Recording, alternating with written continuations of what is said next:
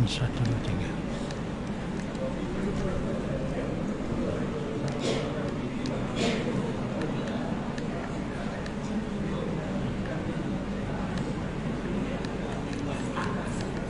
Cobaan 1, 2, 3, 3, 2, 1.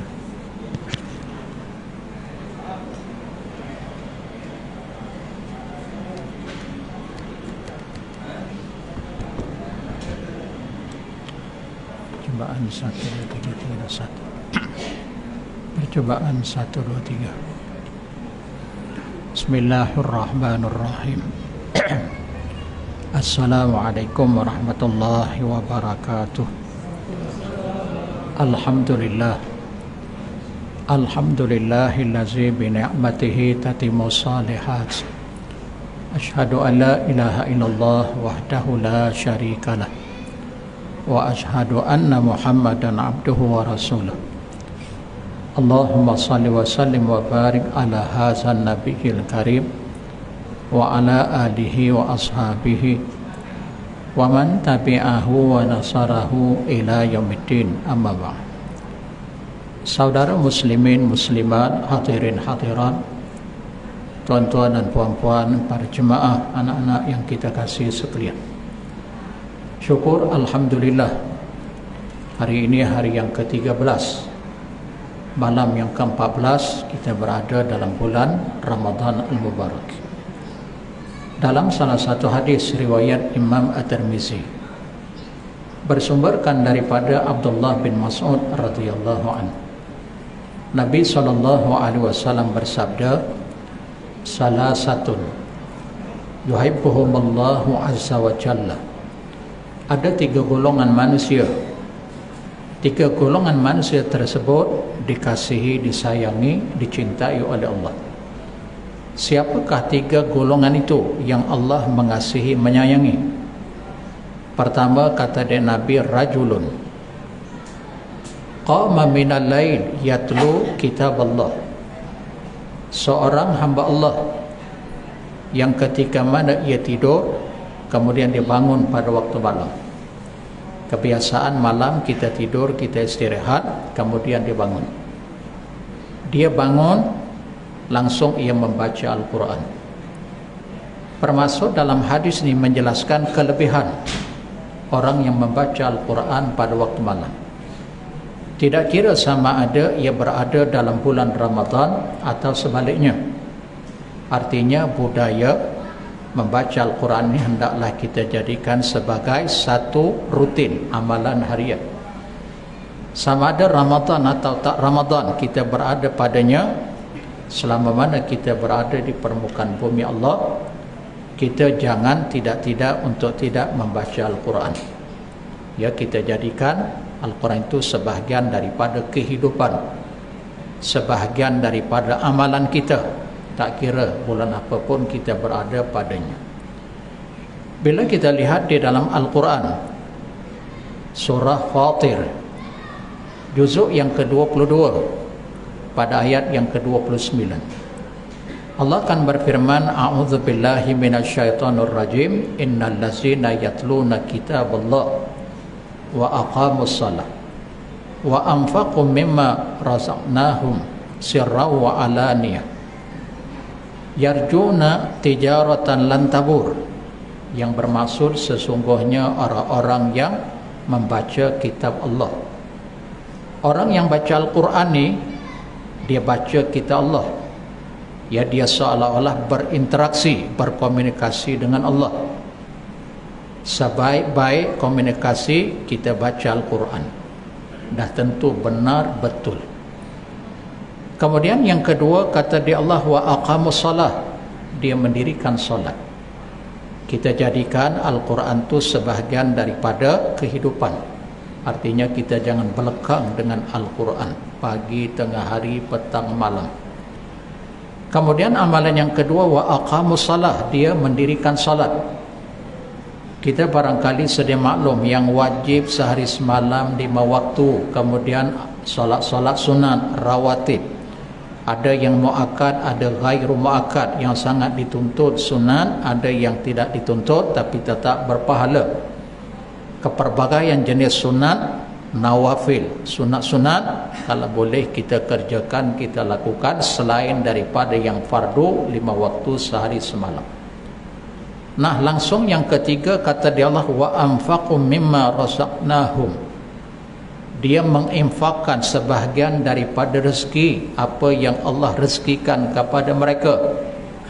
Pertama tadi dia baca Al-Quran, yang kedua dia mendirikan salat, membiasakan dirinya, kemudian yang ketiga infak. Dia menginfak walaupun dia rasa sayang, kasih, rasa berat tangan ketika nak bersedekah ni, jadi pakai sen sebentar, menggeletar. Walaupun demikian dijadikan sebagai sebahagian daripada kehidupan untuk membantu orang lain. Allah uji dia dengan kesenangan, dengan kemewahan, harta benda, wang ringgit, maka dia pun infak.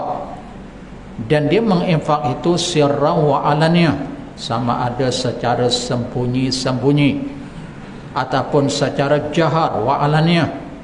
Maka kata dia Allah, pengakhirannya tijaratan lan tabur, yarjuna tijaratan lan tabur, mengharapkan satu perniagaan yang tidak pernah rugi.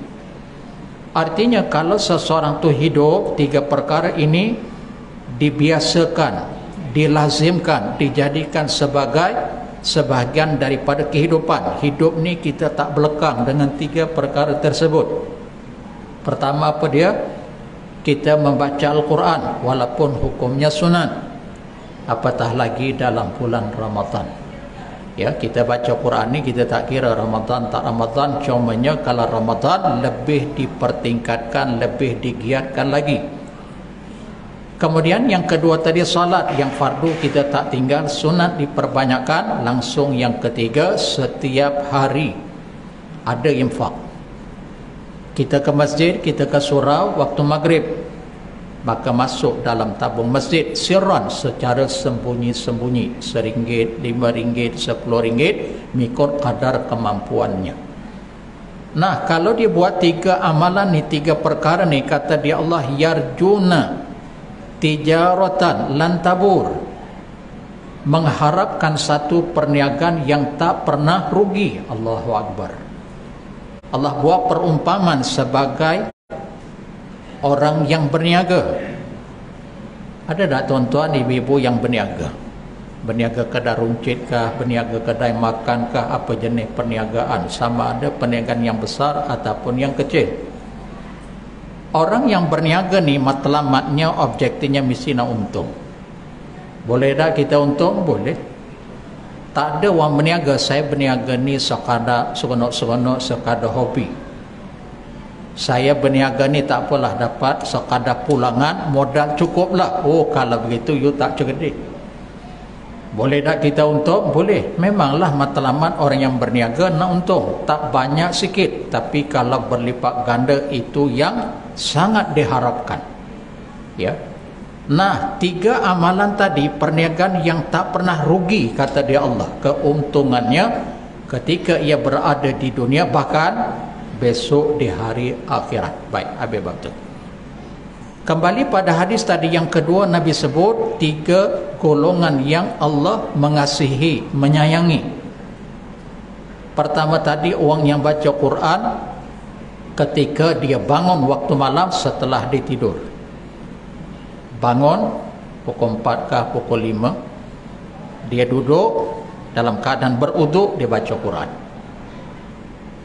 Ada lebih baik sebelum dia baca Quran itu salat dulu. Nabi ketika bangun daripada tidur, Nabi solat takhfif, ringkas. Nabi solat ringan, lepas solat barulah Nabi berzikir. Termasuk dalam kalimah zikir, baca Quran diakhiri dengan munajat, permohonan. Doa pada waktu malam 1/3 di antara doa yang mustajab. Ya, ketika itu yanzilu, turun Allah daripada langit, maksudnya rahmat Allah, kasih sayang Allah melimpah ruah. Kita hidup ni pasti kita berhadapan dengan keperbagaian masalah. Tak ada manusia yang hidup di permukaan bumi ni yang tak bermasalah. Walaupun kita kata takkan dia masalah kau Ustaz, dia kan raja.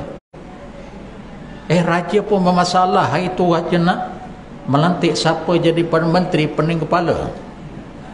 Panggil raja-raja, main-main siapa ni? Dia jadi menteri pun pening kepala. Kalau orang jadi pemimpin ni lagi tak betul. Tak betul bukan apa, dia betul pun tak betul, dia betul pun tak betul. Tak ada yang betul. Aku dah betul lah ni, dah berusaha sedaya upaya, pun ada yang tak betul. Kan? Maksudnya saya nak bagi tahu begini. Bila nama kamu manusia berada di permukaan bumi ini, kamu akan berhadapan dengan dua perkara. Pasti. Tak boleh mengelak. Apa dua perkara? Menghadapi kebaikan, menghadapi keburukan. Walaupun kita baik ni, kamu akan berdepan dengan kebaikan. Tak apalah, yang baik itu tak apa. Kita tak ada masalah, no problem. Tapi berdepan dengan yang tak baik, walaupun kamu baik. Maka bagaimana kamu nak mengatasi, macam mana kamu nak meredakan hati yang gundah gulana, yang rasa sedih. Nah, kita solat, baca Quran, munajat pada waktu malam. Tuan-tuan, ibu-ibu yang dirahmati Allah, cuba kita baca sejarah Nabi. Nabi ni seorang yang baik. Tak ada manusia yang tak kata Nabi tu tak baik, tapi Nabi ada musuh dah. Ramai musuh Nabi. Hatta musuh Nabi itu pun bila dikata kamu yang musuh kat Nabi ni pasal apa? Apakah peribadi akhlak Nabi yang tak baik yang kamu musuh? Apa mereka jawab? Bukan pasal peribadi, tapi pasal yang dibawa oleh Nabi itu kami tak berkenan. Betul. Maksudnya siapa pun diri kamu, walaupun kamu baik, pasti kamu ada musuh. Maka bagaimana kita, biasalah bila kita berdepan dengan orang tak berkenan dengan kita, dengan musuh, kita rasa pilu, kita rasa sedih. Bagaimana kita nak meriliskan hati kita, nak menenangkan? Waktu malam, waktu hening, 1/3 bangun, solat, baca Quran, bermunajat. Baik, habis bab tu. Yang kedua, kembali pada hadis tadi, warajulun tasaddaqa sadaqatan, seorang hamba Allah yang ia bersedekah dengan satu sedekah, yang dia ketika bersedekah itu, kata dia Nabi, biyamini, menggunakan tangan kanan, biyamini, yamin, tangan kanan, yukhfiha min shimali, menyembunyikan sedekahnya daripada tangan kiri. Maksudnya dia suka bersedekah, dan dia bersedekah dalam keadaan sembunyi-sembunyi, bukan diwar-warkan. Bukan ada satu tim dia, satu kumpulan, aku nak bersedekah, kamu jangan lupa kalau aku bersedekah ambil video, keluarkan dalam TikTok, diwar-warkan dengan seluas mungkin. Dia ada satu tim, aku nak pergi ke sini, aku nak pergi ke sini, ambil gambar, lepas tu keluarkan. Persoalan sekarang, kita bukan kata tak boleh, tapi apa matlamat, apa objektif.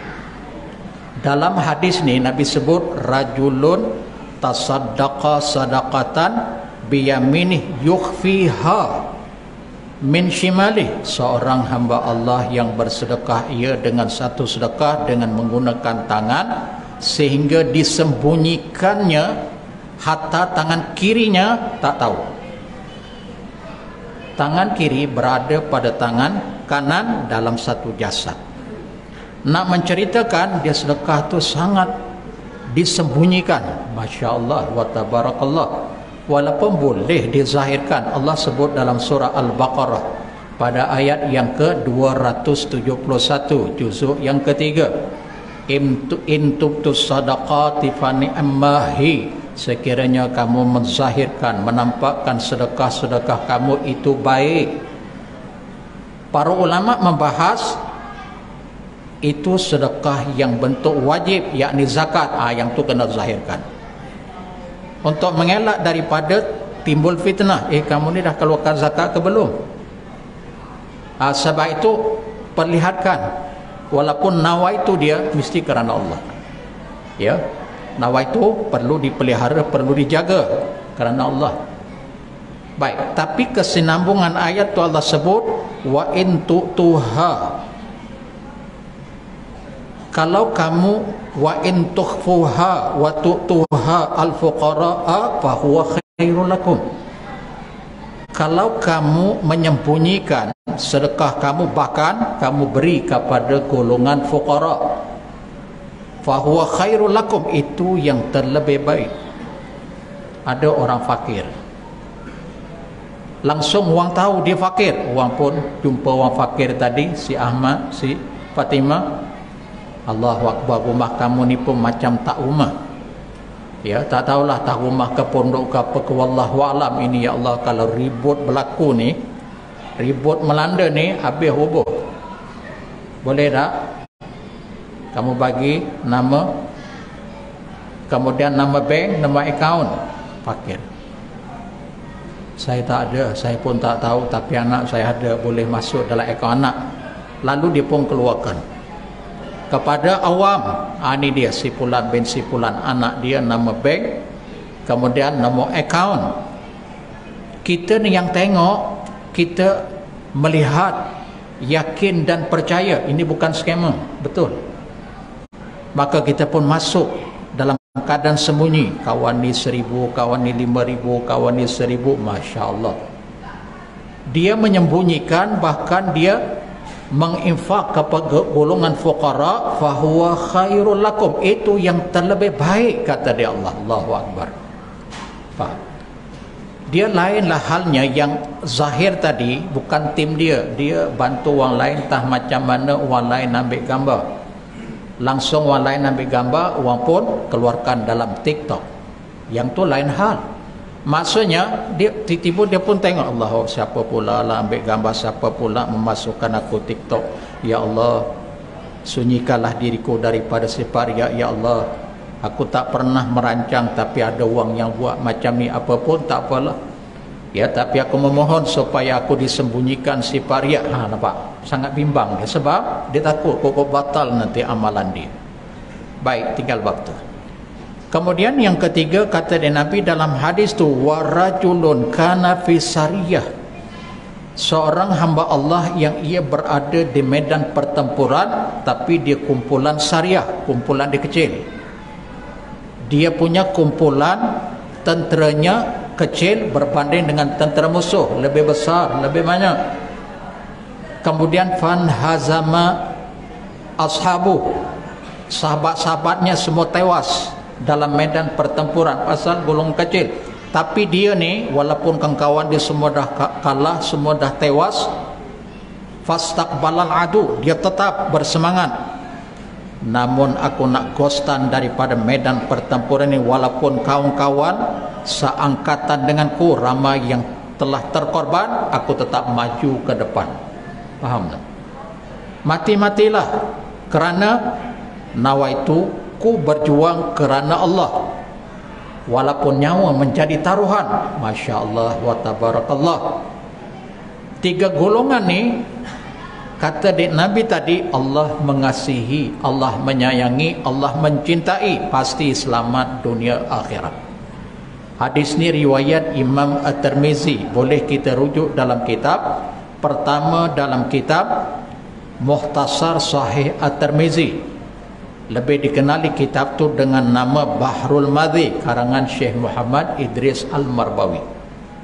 Yang kedua, kita boleh merujuk hadis tadi dalam kitab Al-Jami'us Saghir, karangan Imam As-Suyuti rahimallahu ta'ala.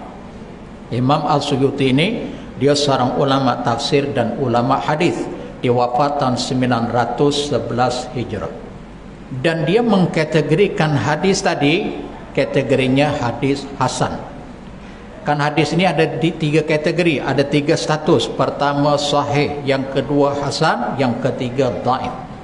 Hadis ini kata Imam As-Suyuti, martabatnya yang kedua hasan, artinya boleh beramal dengannya, boleh kita menghebahkan kepada orang lain, pasal martabatnya hasan.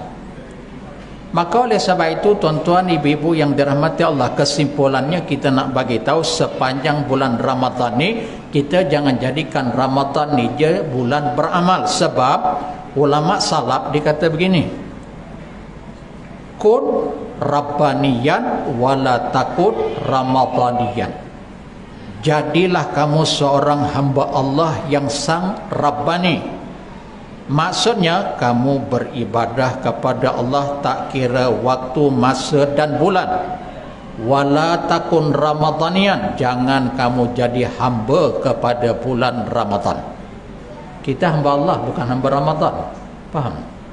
Maksudnya you nak beramal, you nak baca Quran, you nak bersedekah, you nak buat kebaikan itu ini, jangan tunggu Ramadan. Bulan apa pun boleh. Cuma bulan Ramadan lebih dipertingkatkan, lebih dipergiatkan kerana kelebihan ganjaran fadilatnya sangat besar berbanding dengan bulan selain daripada Ramadan. Full stop. Boleh faham? Maksudnya jadilah kita hamba Allah, bukan hamba Ramadan. Jangan bulan Ramadan dia turun ke masjid, ke surau, baca Quran, berzikir, kita solat berjemaah.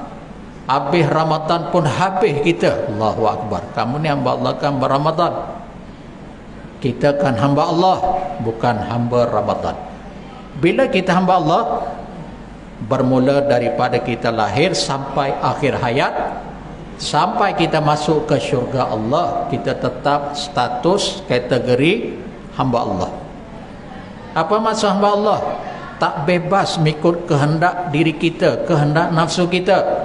Hamba ni, title, status hamba ni akur kepada pak tuannya. Kita sebagai hamba kepada pak tuan ni, kita tak boleh sewenang-wenangnya. Ya bos, apa tuan? Pergi ke sana potong rumput. Rumput tu kan ada 3 inci, potong sependek 1 inci. Kita tak pernah pula protes. 3 inci nak potong, jadi 1 inci nak buat apa bos? Tunggulah dia panjang sikit, senanglah saya nak potong. 3 inci nak bagi 1 inci susah bos. Kalau you sedar, you seorang hamba, you tak akan tanya. Begitulah perumpamaan kita dengan Allah. Apa yang Allah perintah yang wajib, pasti kebaikan. Yang sunat demikian juga sebagai penampung, penampal. Apa yang Allah haramkan, pasti mudarat. Apa yang Allah makruhkan juga perkara itu tidak baik untuk kehidupan kita. Sebab itu Allah datangkan peraturan untuk kebaikan, kebahagiaan, kesejahteraan dunia dan akhirat. InsyaAllah mudah-mudahan tuan-tuan, ibu-ibu, anak-anak yang kita kasih sekalian, sedikit sebanyak apa yang kita sampaikan menambahkan ilmu, keimanan dan ketakwaan. Kita habis pukul berapa? Pukul 12. Boleh ya pukul 12. Lepas ni kita sahur. Boleh? Boleh ya? Tuan-tuan boleh, saya tak boleh. Cubalah ya. Kita berhenti dosakan ni, mudah-mudahan ada manfaatnya. Aku qauli hadza wa astaghfirullah wa billahi taufiq wal hidayah. Assalamualaikum warahmatullahi wabarakatuh.